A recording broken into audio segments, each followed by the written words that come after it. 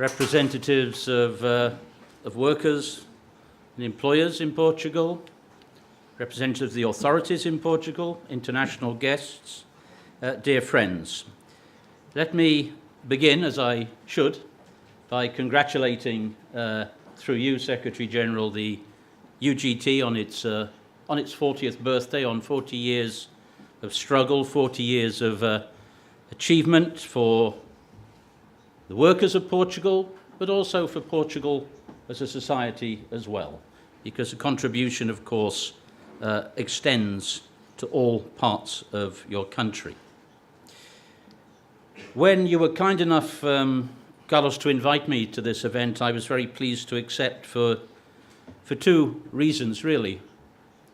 One was personal, the other was more institutional, more to do with the job that I do, and luckily the two things converge. Luckily for my psychic identity, the two things come together. Personally, because I first visited Portugal in 1975, and some of my first activities in international trade union activities were with leaders of the UGT. I was privileged to work very closely for a number of years with Antonio Janeiro. And that experience left a big impression on me, and I learnt a lot at that time. And what I learnt then, and what comes back to mind today, is that the creation of the UGT corresponds very, very closely, and this is the institutional part of my thinking. The creation of the UGT corresponds and manifests very, very clearly some of the basic principles which the ILO was created 100 years ago to promote and to defend. Because my understanding of history is that the UGT was a clear initiative to ensure respect of freedom of association in Portugal, of which trade union pluralism is not a necessary condition, but must be a possibility. And I know that the initial trade union legislation in 1975 was not entirely clear on that subject, and it was through the creation of the UGT that these principles were safeguarded and maintained in Portugal. And this is a very, very important institutional coincidence. I think to its initial attachment to the principles of your revolution of democracy, of development, of decolonization, I can add a couple of other principles that have guided the evolution of the UGT over the years. The first, and it's been spoken about a lot already today, is a commitment to dialogue, social dialogue in all of its manifestations. You know, we live at a moment when it's becoming increasingly difficult to have a dialogue for different reasons, inside countries, between countries. And while some people tend to think that a commitment to dialogue is an option for a soft solution, the reality is the opposite is the case. It's actually very, very easy to opt for firm positions which are unsusceptible to compromise and dialogue. That is the easy route to take. The more difficult route to take is a commitment to dialogue, compromise, and the solution of legitimate, the attainment of legitimate solutions which have broad social support. So, in my mind at least, the UGT stands for this principle of dialogue, which, needless to say, is at the heart of everything that the international labour organisations, the only global level tripartite institution, also defends very strongly. Dialogue is one part of it. The second principle, of course, is your European vocation. We have heard in the remarkable panel that took place this morning with colleagues who have actually been the major actors of European construction over the last decades. My friends Jean Lepere, George Dassis, my colleague Maria Elena, we have heard very, very clearly just how important the UGT and Portugal has been to the European construction, and I dare to say as well how important European construction has been to developments in Portugal, and I very much hope that that is going to continue to be the case in the future. So the ILO and the UGT have a very important shared history, but the mathematics of 40 years of UGT history and 100 years of ILO history means that there is a pre-history of Portugal and the ILO before the UGT came on the scene. Portugal was a founding member of the International Labour Organization in 1919, and Portugal has had a very interesting role in the history of the ILO. Some of it you will not want to be reminded of, but I'm going to remind you of it. Portugal was the object of the very first commission of inquiry established in the history of the ILO. It means you did something wrong if you have a commission of inquiry. That commission of inquiry in 1962 was about Portuguese colonial practices of forced labour in your then colonies. It was a, for you unfortunate, for us very important landmark in the normative history of our organisation. Somewhat better than that is the fact that Portugal played a critical role in one of the most exciting moments in ILO's history at the beginning of World War II. You know that the ILO is the only part of the international system that survived World War II. It did so by running away from Geneva, going through occupied Vichy France, through Francoist Spain, and getting the boat from Lisbon to go into exile at McGill University in Montreal, Canada. So we ought to find out what that boat was called and actually have an event around that boat in Lisbon Harbour sometime next year. So you've marked our history, you've marked our past history, and I've been very fortunate in my job to be able to continue a rich history of cooperation. I think, Minister, and we owe you thanks for this, and Carlos, I think talking to you earlier you would agree, that we today have a very strong relationship, not just morally or politically, but in concrete terms of cooperation between the government, the trade unions and the employers of Portugal and the ILO. Our office in Lisbon, and Mafalda, the director, is here in the front row, is working, I think, very well, very constructively, both in Portugal and in the community of Portuguese-speaking states. We attach the greatest importance to this relationship, and you will see evidence of it when we launch an important report tomorrow on decent work in Portugal over the last decade. We hope that this will be something of a contribution to the future development in Portugal and in our relationship. Colleagues, you've asked me to speak about the future of work. I spent the first 10 minutes speaking about the past, so I better move on to the future. The ILO celebrates next year its centenary. And let me be honest, we do so in the most uncomfortable of circumstances. The ILO is part of the United Nations family, and I think it is true to say, and a very distinguished Portuguese Secretary General of the UN, I think, would agree with me if he says that multilateralism has never been under such pressure since the Second World War as it has been today. We face a situation in which it is, I think, proper to speak of a crisis in international cooperation and multilateralism.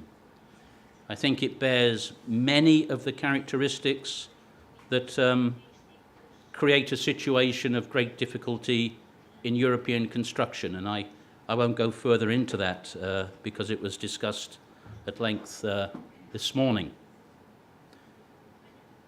And this crisis of international cooperation is, of course, an institutional problem for the ILO, but I want to suggest to you as well that it is a danger to peace, security and development in the world, which touches any audience, an audience of people sitting in Lisbon or in any other city in any other state in the world. And we have to think what we need to do in the face of this critical situation, and working out what one should do initially requires an understanding of why we face this situation of distrust and crisis in international relations. I think that there are perhaps a couple of factors that we need to underline. We have seen, I believe, an accelerating decline in international cooperation and the levels of trust which necessarily underpin it, particularly over the last decade and particularly after the 2008 global financial crisis. And it is proper, today is not the moment to do this in detail, it is proper to recognise the policy failings leading up to the 2008 crisis and the failings in coping with that crisis. It is properly to recognise those failings and to understand that they have created conditions in which we are now facing, I believe, a very serious problem of international relations. If there are two characteristics which I think characterise our current circumstances, the first is insecurity. There are high levels of fear and concern in society. They may be fear about the future of work. Where will my job be in 5 years' time?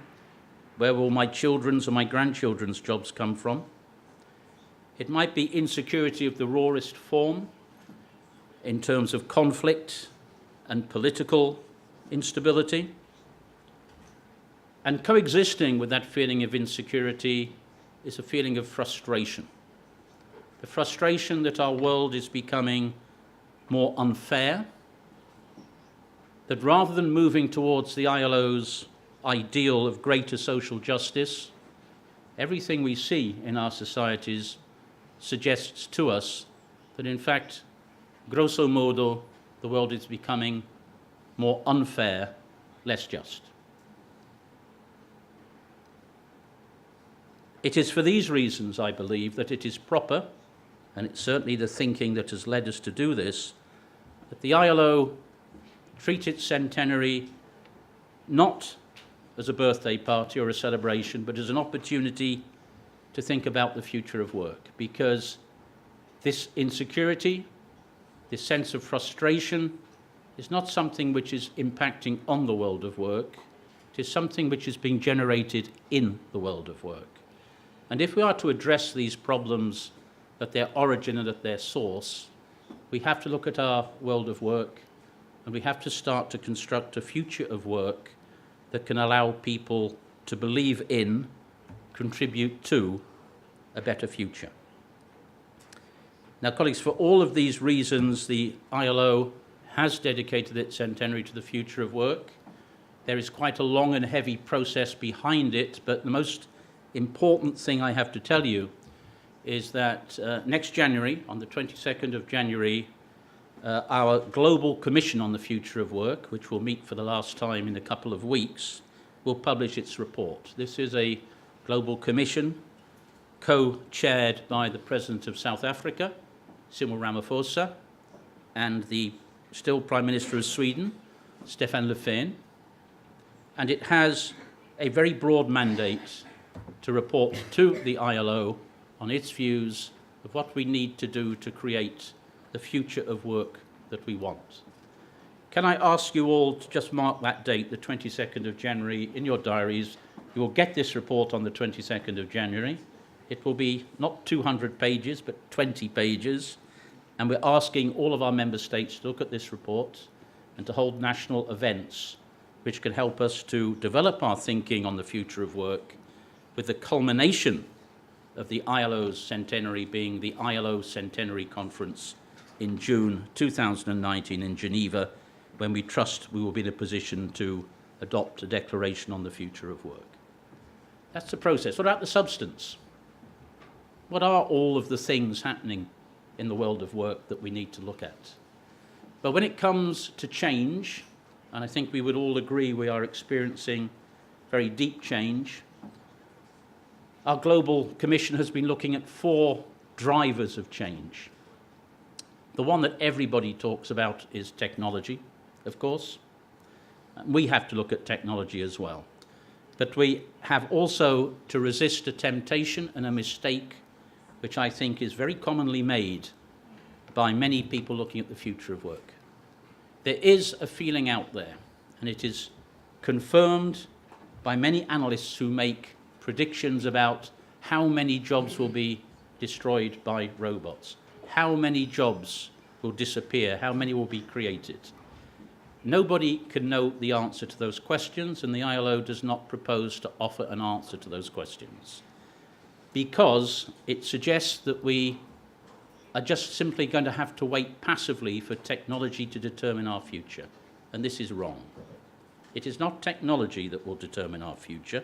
Technology will certainly condition our future, but the future of work that will happen to the next generation of workers will be the future of work that people make, that workers, employers, governments sit down together and design.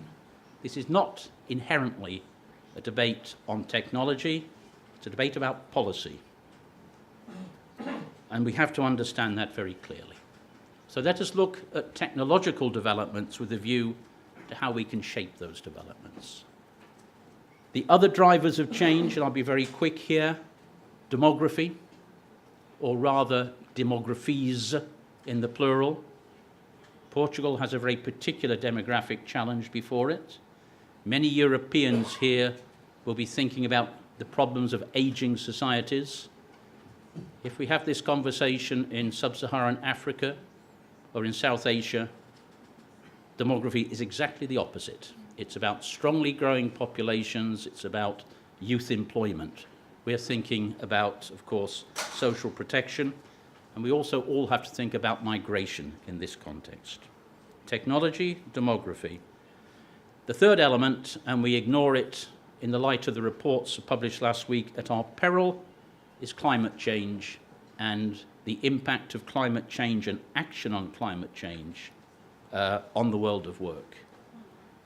If climate change is a result of human activity, and I think everybody except some people think that it is, then climate change is a result of work above all. This is a fact. And therefore, we have to rethink the impact of the world of work on climate change. We have to, and it won't be easy, eliminate the most damaging elements of the world of work's impact on climate change. And we have also to develop and take the fullest advantage of all of the opportunities that action against climate change offers to the world of work. In the end, all the evidence shows that there is a net positive effect there, but we have to exploit it. The last driver of change, and I will be quick on this, is globalization. I don't know what you think, Minister, but in the last 30 years that I've been working in the world of work, I have operated on the assumption that we will be operating in a context of continuous, accelerating, and deepening global integration. That has been the assumption of the international community since the 1980s. I don't think that assumption today can be one we make automatically. We are seeing a retreat from the current policy settings of globalization. Many of us would regard those settings as requiring amendment, because clearly globalization has failed to deliver its benefits in an equitable and sustainable manner. But the answer to the question today is being posed in terms of me first, America first, or anybody else first. And that is not offering, I believe, a viable forward path for international economic arrangements, or indeed for European construction. Now, in these circumstances, I believe that it is necessary for us to look again at the purposes, objectives, and values which led to the creation of the International Labour Organization. The mandate of the ILO is extremely simple. It is the promotion of social justice as the best guarantee of lasting peace in the world. A mandate, as you will understand, constructed after the First World War, and not by coincidence after the Bolshevik Revolution as well. There were varying motives at stake then. How does that mandate look today, 100 years later? Is it just a piece of historical archaeology, an oddity from the past? Or is the idea that we need to pay greater attention to fairness at work, to full employment, to social protection, to the protection of rights at work is the idea that we have to pay attention to those things, a credible and an effective answer to the pressing questions that all of our societies face. I believe the answer is yes. There are those who believe that an organisation, global in scope, which had at its origin what Franklin Delano Roosevelt later described as the wild dream of bringing together the governments, the employers and the workers of the world to establish international legislation for the protection of workers. There are those who believe that that idea no longer holds relevance to the world of today. I respectfully disagree with that suggestion. I think we have to rededicate ourselves to that tripartism, that social dialogue about which so much has been said here, and which the UGT stands. I think we have to rededicate ourselves to establishing the global rules of the game for the globalized economy's labour markets. And all of this, to my mind, requires that we reconstruct a social contract which was at the heart of the creation of the ILO, but which in too many places and in too many ways has been eroded to the point of failure. So this is what is at stake, I believe, as the ILO faces its centenary. The debate about the future of work has obvious importance for trade unions, it has obvious importance for the employer community, but I think it is also an existential question for the future of our societies, what type of societies we want, the direction that we believe our societies will move to in the future. I also believe that these are issues and objectives which speak and resonate very strongly with those who created the UGT and those who have carried forward the UGT over the last 4 decades. And for that reason, I want to invite each and every one of you to join with the ILO, not in celebration simply of a centenary which has its historical impact, but in this task of constructing the future that we all want. Thank you very much.